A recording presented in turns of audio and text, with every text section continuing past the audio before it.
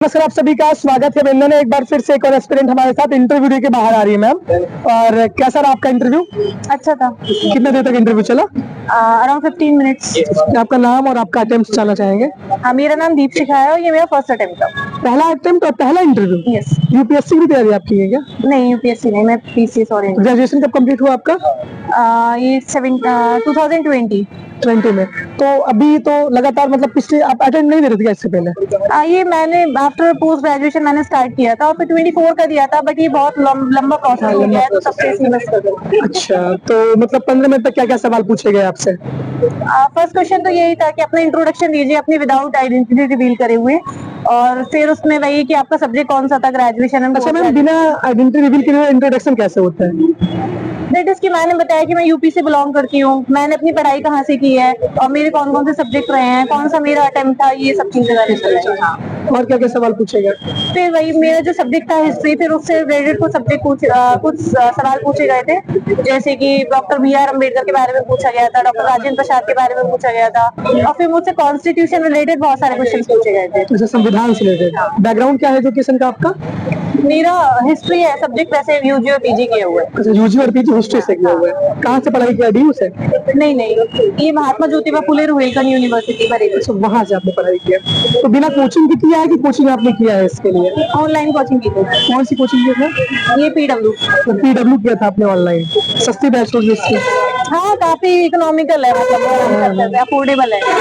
तो मतलब तैयारी की शुरुआत पीजी के बाद आपने किया, लेकिन सबसे पहले बेसिक कहाँ से कवर किया? आपका तो बैकग्राउंड आर्ट्स रहा है पहले से भी। हाँ, तो मैं वही ऐसा नहीं था कि मैं एकदम से अभी पढ़, मैं पहले से पढ़ी रही थी और कुछ और भी मैंने छोटे छोटे एग्जाम्स दिए हैं, तो मैं पढ़ती जा रही थी, तो वही चीजें फिर मैंने एक्सपेंड करी थी आगे। तो क्या क्या स्ट्रेटेजी में आपने एनसीईआरटी पढ़ी आपने?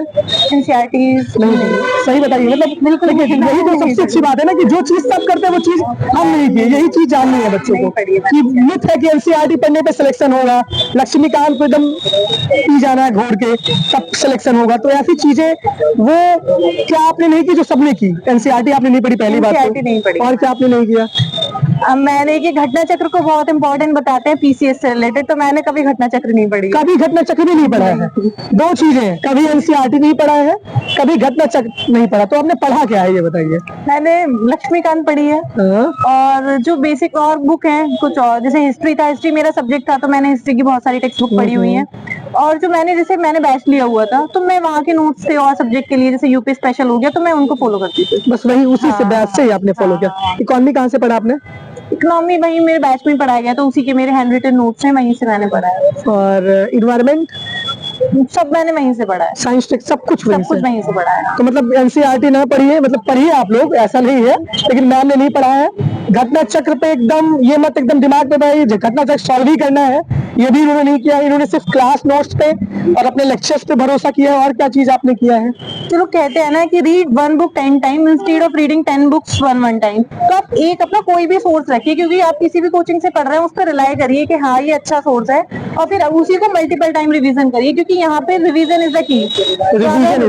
अगर आप रिवाइज कर रहे हैं और उसको उतना मतलब आप अपनी प्रोडक्टिविटी एग्जाम में दे पा रहे हैं तो that will lead to result. कोई ऐसा जरूरी नहीं है कि आपको मतलब कोई स्पेसिफिक बुक है वही पढ़नी है, आप जो भी पढ़ रहे हैं उसको पूरी शिद्दत के साथ पढ़िए। तो जैसे कि आपने घटना चक्र नहीं सॉल्व किया तो पीवाईक्यू आपने लगाया था कि नहीं लगाया? हाँ, पीवाईक्यूज मतलब मैंने पीवाईक्यू सॉल्व वैसी बुक ले ली थी वहाँ से। मतलब बहुत ज्यादा पीवाईक्यू पे भी फोकस नहीं किया था क्या आपने? पीवाईक्यू मतलब किए हैं मैंने, प्री के पीवाईक्यूज किए थे, बस उसकी एक सॉल्व बुक ले ली थी, दृष्टि की बुक ली थी मैंने, वहाँ से किया। वहाँ से आपने पीवाईक्यू कवर किया है। अच्छा, प्रीलिम्स के लिए क्या स्ट्रेटेजी अपनानी चाहिए एस्पिरेंट को? मान लीजिए कि अभी तो 8 से 9 महीने हैं, तो अभी की तैयारी कैसे करें? जैसे जो बच्चे अभी से एक ही साल में क्रैक करना चाहते हैं तो वो अब कहाँ से स्टार्ट करें अपनी तैयारी? शून्य पे है, जीरो पे है, मतलब जो बेसिक कवर किए हैं बस अभी तैयारी नहीं की है वो। जो हमारे सबसे पहले ना कोर सब्जेक्ट्स है, जैसे हमारा इकोनॉमिक्स हो गया, पॉलिटी हो गया, हिस्ट्री हो गया, ज्योग्राफी हो गया, तो सबसे पहले इन पे मतलब इनको थोड़ा अच्छा कर लीजिए, इनको ब्रशअप करते रहे, रिवीजन करते रहे। उसके बाद साइंस एंड टेक है, मतलब साइंस भी इसमें आता है क्योंकि इसमें बायोलॉजी से भी क्वेश्चन होते हैं, और मतलब साइंस पूरा ही है, उसको भी पढ़े और करंट अफेयर साथ साथ करते रहे, तो बस। स्टैंडर्ड बुक में मतलब आपने स्टैंडर्ड बुक भी नहीं पढ़ी है इसका मतलब बहुत ज्यादा? क्योंकि आप इकोनॉमी तो कोचिंग से पढ़ी है, साइंस टेक और इन्वायरमेंट भी कोचिंग से पढ़े, ज्योग्राफी कहाँ से पढ़ा आपने? ज्योग्राफी देखो, अगर प्रीलिम्स ओरिएंटेड आपको पढ़ना है तो ज्योग्राफी आप जितना मैप ओरिएंटेड पढ़ेंगे ना, एटलस वगैरह से आप पढ़िए, क्योंकि वहां से आपको सारी, अगर पूछ रही क्रोनोलॉजी में लगा दीजिए इनको, east to west, west to east, तो वो सब भी कर लेते हैं, प्लेसेस उनकी लोकेशन भी पता चल जाती है। तो ज्योग्राफी सबसे अच्छे है कि आप एटलस से पढ़े। एटलस से पढ़े। और पॉलिटी? पॉलिटी मैंने लक्ष्मीकांत पढ़ी है। कितनी बार लक्ष्मीकांत पढ़ी आपने? वो तो कई बार पढ़ी है। कितनी बार लगभग, एक आइडिया? मतलब पूरे इसमें तो 7-8 बार पढ़ी ली होगी। 7-8 बार पढ़ी है आपने। हिस्ट्री तो आपका कोर्स सब्जेक्ट रहा है। हाँ। हिस्ट्री के लिए कोई बुक सजेस्ट करना चाहेंगे? हिस्ट्री के लिए मैंने तो बहुत सारी टेक्स्ट बुक पढ़ी हैं, वो मतलब सब इसके लिए रेलिवेंट नहीं है। सबके लिए relevant हाँ, नहीं है। मतलब बहुत सारे हमारे सोर्स नोट्स वगैरह मिलते हैं और सब है, वहां से पढ़े। मतलब आप कोई भी सोर्स पढ़े उसको मल्टीपल टाइम पढ़े, क्योंकि सब में सेम ही होता है। ऐसे की तैयारी आपने कहाँ से की? ऐसे जो ऐसे राइटिंग होती है, ऐसे भी मोस्टली मेरा कोचिंग की तरफ से ही था, उन्हीं के कुछ नोट्स वगैरह थे वो सब पढ़े, और फिर खुद ऐसे लिखे थे मैंने, जो भी थीम्स थी सारी उन पे 1-1, 2-2 ऐसे लिख के देखे थे, तो वहां से। अच्छा, ऑनलाइन ऑफलाइन में क्या फर्क आपको लगा? आप ऑनलाइन भी तैयारी कर देती, तो मतलब ऑफलाइन जाने का कभी मन नहीं किया? कि बहुत सारे बच्चे बोलते हैं ऑनलाइन में तो यार आलस बहुत लगता है, ऑफलाइन में एक माहौल मिलेगा, क्लास के बच्चों के बीच में कंपटीशन होगा, तो आपको क्या डिफरेंस लगा इसमें? ठीक है, वो इंडिविजुअल, मुझे लगता है इंडिविजुअल टू इंडिविजुअल डिफर करता है। आप ऑनलाइन भी कर सकते हैं, वहाँ पे आपका टाइम भी सेव होता है अगर आप ऑनलाइन कर रहे हैं, तो ऑफलाइन जाने में और फिर एग्जॉस्ट भी हो जाते हैं। आप ऑनलाइन अपनी जगह बैठे बैठे पढ़ते रहिए आराम से। तो घर पे रह गए आपने तैयारी की? हाँ, घर से। तो घर पे काम वाम कोई नहीं बोलता था करने के लिए? नहीं, मैं लाइब्रेरी जाती हूँ। काम से बचने के लिए लाइब्रेरी? नहीं, अब आपको क्या लग रहा है काम से बचने के लिए जाती हूँ? मैं पढ़ने के लिए जाती हूँ। चलिए, अच्छा है। तो मतलब करंट अफेयर्स और न्यूज़पेपर में क्या रोल रहा है? मतलब कुछ ये बताइए, करंट अफेयर्स कहाँ से पढ़ता था? कोचिंग से? हाँ, नहीं, न्यूज़पेपर पढ़ी हो करंट अफेयर के लिए। न्यूज़पेपर कहाँ से? कौन सा न्यूज़पेपर? न्यूज़पेपर कोई भी पढ़े आप, इंडियन एक्सप्रेस पढ़ लें, अगर हिंदी मीडियम से है तो अमर उजाला है, कोई भी जो भी आपको पढ़ना हो, कोई भी न्यूज़पेपर पढ़े, वो दोनों में काम आता है, प्री में भी और मेंस में भी। अच्छा मैम, जैसे यूट्यूब का क्या रोल रहा है, टेलीग्राम पे क्या रोल रहा है? हाँ, टेलीग्राम पे भी है। टेलीग्राम पे क्या है, मेरा आंसर राइटिंग में बहुत हेल्प करी थी, क्योंकि हमने कुछ जो मेरे पीयर्स थे, हमने ग्रुप बना लिया था, तो हम डेली आंसर एक्सचेंज, मतलब डेली हमारा ये होता था कि डेली आंसर आपको लिखना ही है। तो कमिटमेंट आ जाता है कि आपको डेली लिखना है, नहीं लिख रहे हो तो वो कहेंगे कि भाई आपने आंसर क्यों नहीं लिखे हैं, तो वो उससे कंसिस्टेंसी आपकी ग्रुप स्टडी काफी ज्यादा आपके लिए बेनिफिट है इसमें। मेंस में काफी हेल्प किया है। मेंस में ना पेपर 5 और 6 के लिए क्या किया आपने? मेरी कोचिंग के नोट्स मैंने कोचिंग के नोट्स। अच्छा, देखिए बहुत एकदम सिंपल सी स्ट्रेटेजी है, जो भी आपको सही लगे आप वो करिए, बहुत ज्यादा मिथ के चक्कर में मत पड़िए कि आप ये करेंगे।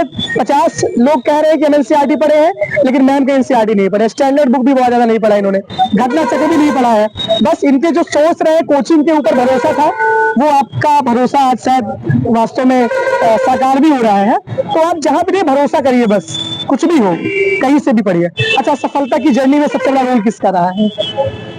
मेरे गार्जियंस का ही रहा है, मेरी फैमिली मेंबर, मेरे चाचा है, उन्होंने मेरे को बहुत सपोर्ट किया है। चाचा भी देखिए खड़े और वो हुए हैं, यहाँ भी आए हुए हैं। हाँ, तो पापा मम्मी नहीं, चाचा, लेकिन हाँ चाचा, इसका मतलब आपके जो है बहुत सपोर्टिव है इसका मतलब। चलिए, thank you, all the best, और उम्मीद करते हैं कि महाराज जी, लेटे हनुमान जी महाराज जी आपका सिलेक्शन करवाएं, एसडीएम में आप सिलेक्ट हो। पहली प्रायोरिटी एसडीएम ही है ना? हाँ। उसके बाद दूसरी क्या है?